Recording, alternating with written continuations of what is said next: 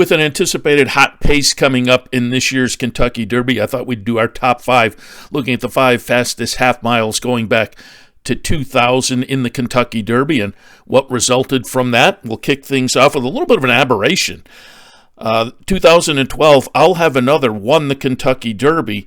Bodemeister led at the half in 45.39 and at the 3/4 in 109.80 and held on for a good second. I'll Have Another, meanwhile, was fairly close up, being 7th at the half, and then wound up getting the win. But as I say, this was a little bit of an aberration, with the front runner holding on and the eventual winner being not too far back. The others on the list are a little bit different, including going back to 2005. Giacomo was the Derby winner. Spanish Chestnut led at the half and wound up running 16th. Giacomo was 18th at the half and 6th at the stretch call, and again, the eventual winner in 2005. 2022, just a short few years ago, Rich Strike was the winner. Summer Is Tomorrow hit the half in 45.36, wound up running last in the field of 20.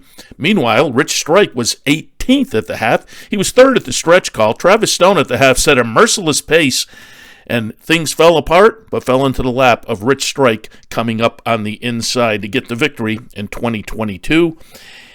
In 2013, Orb was the Derby winner. Palace Malice set the early pace in front of the half, but wound up running 12th. Golden Sense was 2nd at the half and ran 17th eventually. Orb, meanwhile, 16th at the half, took advantage of that fast pace, was 2nd at the stretch call, and won in 2013.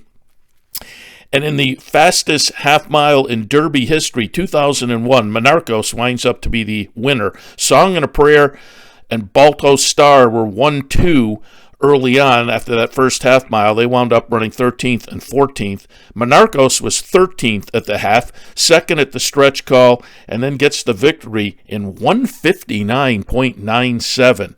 So it seems like if you have a fast pace, things may not wind up going well for the front runners.